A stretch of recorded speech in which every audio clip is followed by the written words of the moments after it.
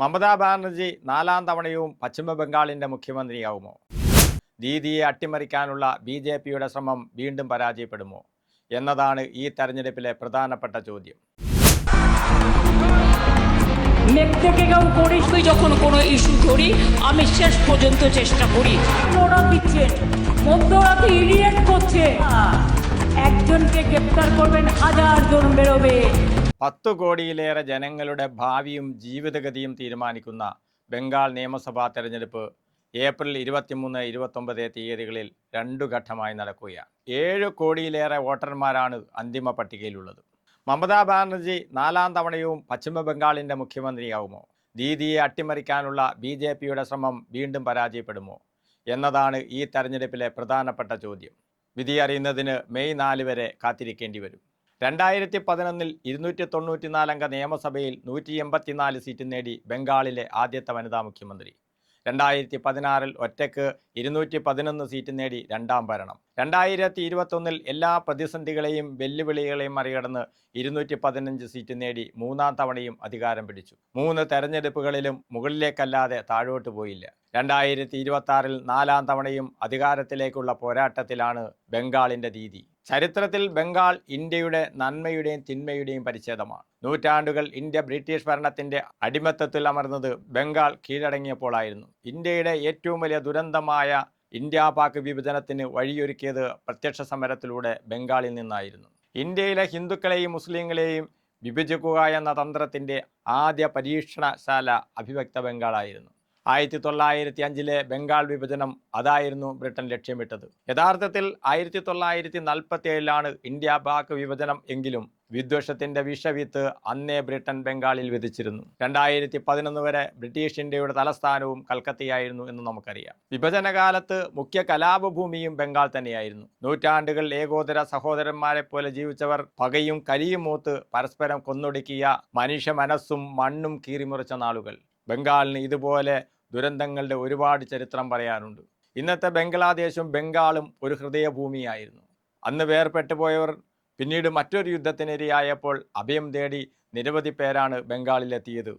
ബംഗാൾ ഇന്നു കാണുന്ന ശാന്തിയും സമാധാനവും വീണ്ടെടുത്തത് ഒരുപാട് ദുരന്തങ്ങളിലൂടെ നീന്തി കയറിയാണ്. 2016 ശേഷം ബംഗാളിൽ ഓരോ തെരഞ്ഞെടുപ്പ് വരുമ്പോഴും മതേതര വിശ്വാസികൾ ഉത്കണ്ഠയോടെയാണ് വീക്ഷിക്കുന്നത്.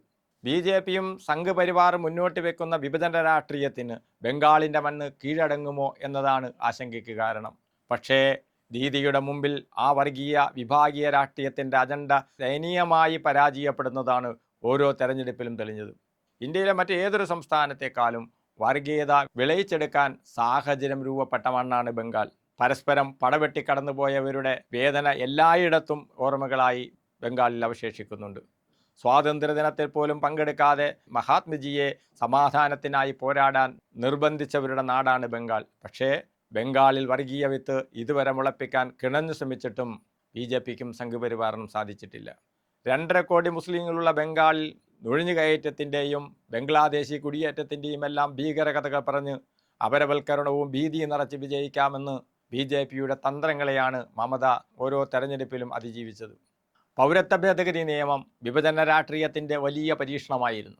2021 തെരഞ്ഞെടുപ്പിൽ 4 സീറ്റ് അധികം നേടിക്കൊണ്ട് തൃണമൂൽ കോൺഗ്രസും മമതാ ബാനർജിയും ആ പരീക്ഷണത്തെ മറികടന്നു. 2026 തെരഞ്ഞെടുപ്പിൽ SIR എന്ന ആയുധമാണ് പരീക്ഷിക്കുന്നത്. നിലവിലുണ്ടായിരുന്ന വോട്ടർ പട്ടികയിൽ നിന്ന് 90 ലക്ഷത്തോളം പേരെയാണ് നീക്കം ചെയ്തത്. ഇതിൽ അർഹതയുണ്ടായിട്ടും പല കാരണത്താൽ 30 ലക്ഷത്തോളം പേർക്ക് വോട്ടർ പട്ടികയിൽ കടന്നുകൂടാൻ കഴിഞ്ഞില്ല എന്നാണ് മാധ്യമങ്ങൾ റിപ്പോർട്ട് ചെയ്യുന്നത്. പേരിലെ ചെറിയ തെറ്റുകൾ, മാതാപിതാക്കളുടെ പേരിലെ പിശക്, പ്രായം രേഖപ്പെടുത്തിയിലെ വ്യത്യാസം, അക്ഷരത്തെറ്റുകൾ എന്നിങ്ങനെ ചെറിയ ചെറിയ കാരണങ്ങളാൽ വോട്ടർ പട്ടികയിൽ നിന്ന് പുറത്തുപോയത് ലക്ഷങ്ങളാണ്. ഒഴിവാക്കിയവരിൽ ഭൂരിപക്ഷവും മുസ്ലിങ്ങളും പിന്നോക്ക ന്യൂനപക്ഷ ജനവിഭാഗങ്ങളുമാണ് എന്ന വസ്തുതയും പുറത്തു വന്നിട്ടുണ്ട്. SIR-നെതിരെ സുപ്രീം കോടതി വരെ നിയമയുദ്ധത്തിന് പോയ മുഖ്യമന്ത്രി ഇപ്പോൾ ജനങ്ങളോട് പറയുന്നത് ബംഗാളിനെ രക്ഷിക്കുന്നതിന് ദുഷ്ടശക്തികൾക്കെതിരായി വിധിയെഴുതാനാണ്. എൻ്റെ ശവത്തിന് പുറത്തുനിന്നല്ലാതെ പൗരത്വ ഭേദഗതി നിയമം ബംഗാളിൽ നടപ്പിലാക്കാനാവില്ല എന്ന് പ്രഖ്യാപിച്ച വീരവനിതയാണ് മമത.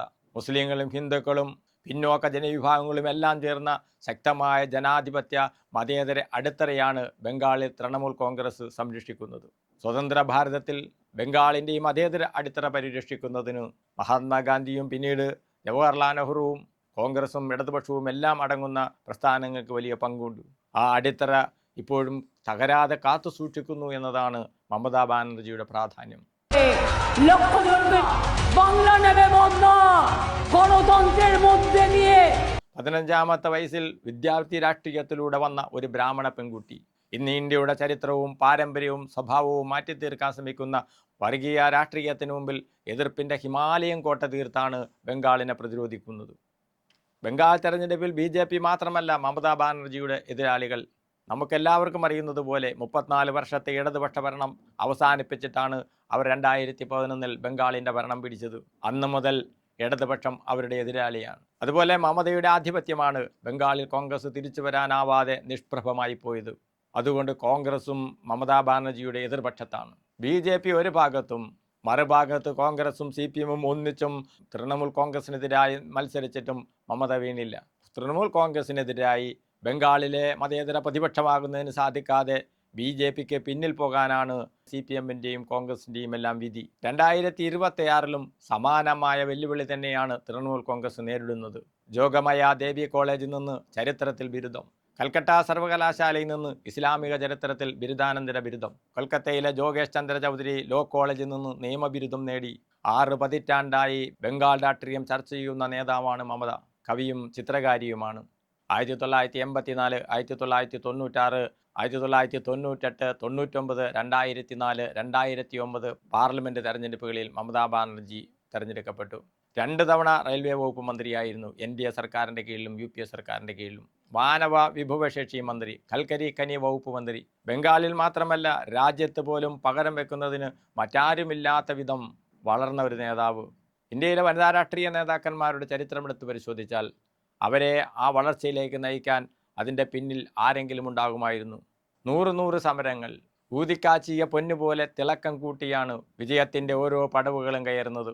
1993 മമതാ ബാനർജിയുടെ നേതൃത്വത്തിൽ ജ്യോതി ബസുവിൻ്റെ കാലത്ത് റൈറ്റേഴ്സ് ബിൽഡിങ്ങിലേക്ക് നടത്തിയ മാർച്ചും വെടിവെപ്പും, പിന്നീട് ഒടുവിൽ നന്ദിഗ്രാം സിംഗൂർ പ്രശ്നം ഏറ്റെടുത്ത് നടത്തിയ പ്രക്ഷോഭം, ഇതുമായി ബന്ധപ്പെട്ട് 26 ദിവസത്തെ ചരിത്ര പ്രസിദ്ധമായ നിരാഹാര സമരം, കൽക്കത്തയെ പിടിച്ചുകുലുക്കിയ NRC വിരുദ്ധ പ്രക്ഷോഭം, ഒടുവിൽ SIR-നെതിരായ ജനകീയ സമരത്തോടൊപ്പം കോട്ടണിഞ്ഞ് സുപ്രീം കോടതി നേരിട്ടെത്തി നടത്തിയ നിയമ പോരാട്ടം എതിരാളികളുടെ അടിത്തറയിളക്കുന്ന രാഷ്ട്രീയ തന്ത്രമാണ് എന്നും മമതയുടെ കരുത്ത്. മമതയെ പരാജയപ്പെടുത്തുക എന്ന് പറയുന്നത് അത്ര എളുപ്പമല്ലെന്ന് BJPക്ക് അറിയാം. കഴിഞ്ഞ 2 തെരഞ്ഞെടുപ്പിലും BJPക്ക് അത് ബോധ്യപ്പെട്ടതാണ്. 2019 പാർലമെൻറ്റ് തെരഞ്ഞെടുപ്പിൽ 18 സീറ്റ് നേടിയത് BJPക്ക് അപ്രതീക്ഷിതമായ നേട്ടമായിരുന്നു. തുടർന്ന് 2021 നിയമസഭാ തെരഞ്ഞെടുപ്പിൽ BJP അധികാരത്തിലേക്ക് വരുമെന്ന് പലരും കരുതി. BJP അവരുടെ ആവനാഴിയിലെ 18 അടവും എടുത്തു പയറ്റി പരാജയപ്പെടുകയായിരുന്നു ചെയ്തത്. BJPയും BJP അനുകൂല മാധ്യമങ്ങളും ഇതാ ബംഗാൾ കാവിയണിയുന്നു എന്ന് പ്രചരിപ്പിച്ചതല്ലാതെ ഒന്നും സംഭവിച്ചില്ല. ഇന്ത്യയിലെ മറ്റ് പല സംസ്ഥാനങ്ങളും BJP പയറ്റുന്ന എല്ലാ അടവുകളും ബംഗാളിൽ പയറ്റി. പക്ഷെ അതൊന്നും ബംഗാളിലേറ്റില്ല. എതിരാളികൾ മമതയ്ക്കെതിരായി ഒരുക്കുന്ന ഓരോ കുരുക്കും 10 മടങ്ങ് ശക്തിക്ക് തിരിച്ച് ഊരാകുടുക്കായി എതിരാളികളുടെ കഴുത്തിൽ തന്നെ ചെന്ന് വീഴുകയാണ് ചെയ്യുന്നത്. 2026 മമതാ ബാനർജിയുടെ ആധിപത്യം തകരുന്ന കാഴ്ചകളൊന്നും പ്രത്യക്ഷത്തിൽ ബംഗാളിൽ കാണുന്നില്ലെന്നാണ് നിഷ്പക്ഷരായ രാഷ്ട്രീയ നിരീക്ഷകർ വിലയിരുത്തുന്നതും. ബംഗാളിലെ തെരഞ്ഞെടുപ്പ് പ്രചാരണ രംഗത്ത് കാണുന്ന ദൃശ്യം ആവേശകരമായ ജനപിന്തുണയാണ് മമതാ ബാനർജിക്ക് ലഭിക്കുന്നത് എന്നതാണ്. 2026 മമത ഉജ്ജ്വലമായ വിജയം നേടുമെന്നതാണ് ഈ പ്രചാരണങ്ങളിൽ നിന്ന് ലഭിക്കുന്ന സൂചന. ഏതായാലും ബംഗാളിൻ്റെ ഫലമറിയാൻ നമുക്ക് കാത്തിരിക്കാം. বলে নিজেদের দাবি করে একবার মদন মোহন ঠাকুরের মন্দিরে গিয়ে ঠাকুরের দর্শন করিয়েছে। SIR-এর নামে বদলা নিন, কত মানুষ মারা গেছে বদলা নিন।